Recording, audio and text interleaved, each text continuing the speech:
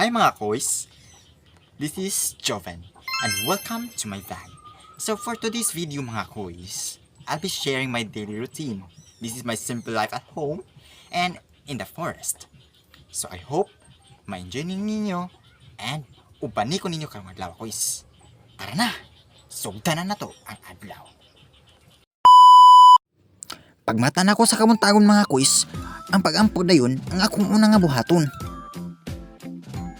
Unya, pagtanaw na ako sa palibot, maudayan ni ang akong nakita sa gawas. Purting induta sa sunrise mga kuis, tanawan ninyo. Ug sa walay pagtugay-tugay o paglangan-langan, naligod din ko upang human nikaon ko para magsugod na ta sa atong trabaho.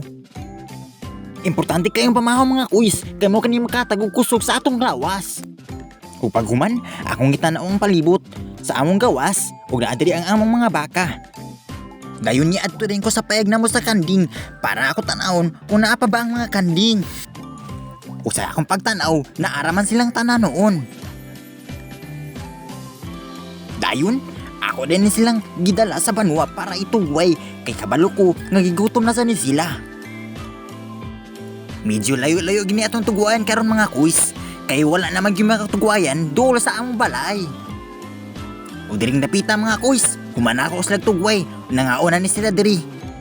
Ug samtang ga video ko dira mga kuis, na ako nakita nga kahoy nga patay. Ug sa walay paglangan-langan mga kuis, basin unyag maunhan, ako din ning giputol. Diri sa mga kuis, bukid ning napita kuis, ug kasagaran akong buhaton, mao gini ang ari sa banwa, manguha og kahoy o di manguha og kumpay. Pero kaning pagpanguha og kahoy mga kuis, sukad pa gini sa una, mao na gini akong trabaho. Isa po ni sa wave mga kuis nga makatabang ko sa akong mga ginikanan, diin pwede man nina ko nga ibaligya ang akong mga gipangahoy. Nya dili pod ko madlo kuis bisan ako ra isa sa banwa.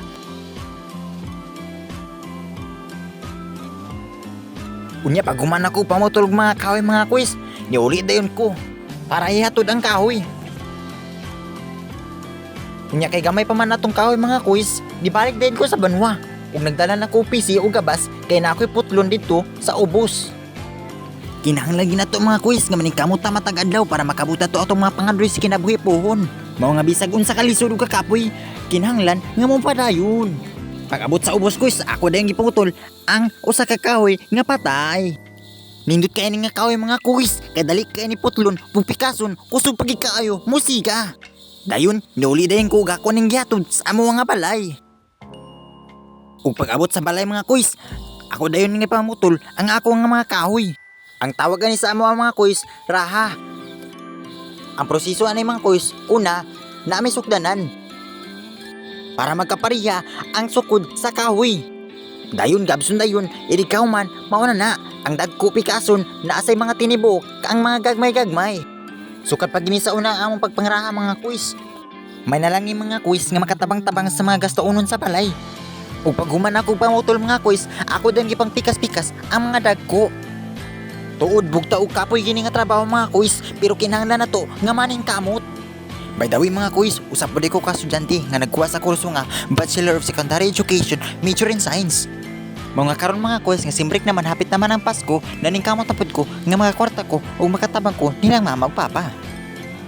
Ug diri mga kuis, nahuman na gid taon ko o pamikas o putulog kahoy. Dagway check sa mga kuis, porte gina kong singuta o kapuya.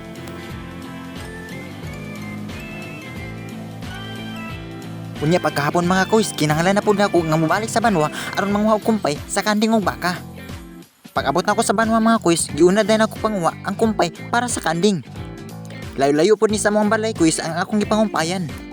Mihit naman gud kayo ang mga kumpay tuol sa among balay. Anad na pod ko ani nga mga umpay kuis, tungod kay sukad pagkabata nako, naanad na ko nani nga mamuhi og mga hayop. Mao na pod ni ang panginabuhi sa akong pamilya mga kuis ang mamuhi og mga hayop nga kanding og baka.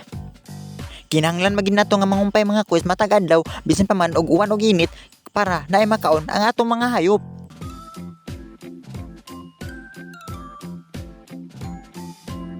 Diring tapita mga kuis, ako nang gipundok dayon ang akong mga kumpay nga nakuha ug dayon akong gisulod sa sako. Ako na lang po nang gidali-dali og sulod sa sako mga kuis, kay hapit na ra ba ang ngit-ngit, wala ra po kadala diri og ispat. Nadugi-dugayan kita pangumpay diri mga kuis, tungod kay lagi nagabas pa ta og kahoy, unya pag human ato pang pamikas. Pero sige lang, padayon na kita na ni mga kuis, mao magini ang atong patrabaho.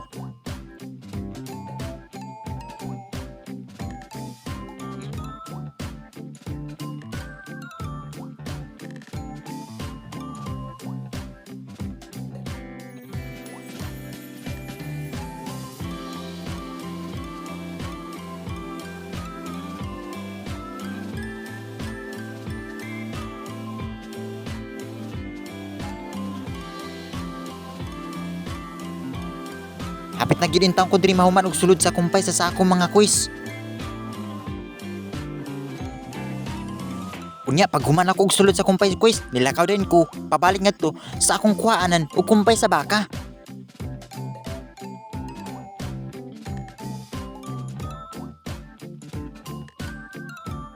Unya, sa walay langan-langan mga kuis, nanguha din ko og kumpay sa baka. Kaning mga baka mga kuis mo gani pinakakapoy gyud, kay dako-dako gini sila og kaon.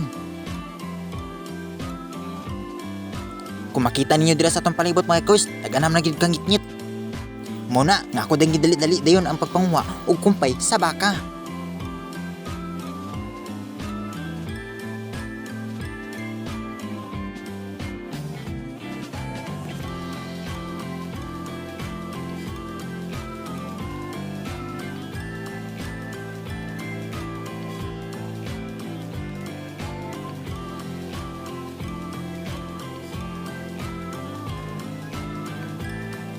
Unya pag human ako panggabog mga kumpay kuis, ako din gisulod sa baka, kahapit agad ang ngitngit.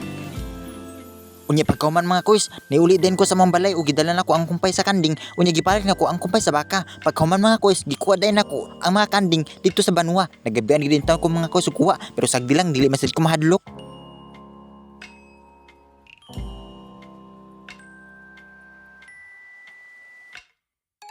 Unya pag-abot na ako sa balay kuis, ako din silang gigot sa ilang gaaranan. Pagkahuman, akong gitagano kumpay, kay gabi na gid kayo yung taon mga kuis. Unya gutom na po kay ko ding dapita mga kuis, kay wala pa ko'y panihapon.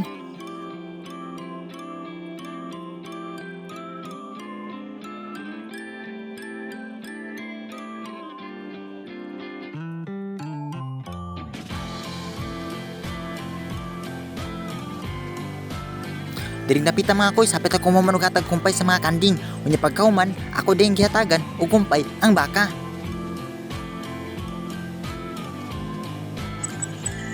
May gabi kuis.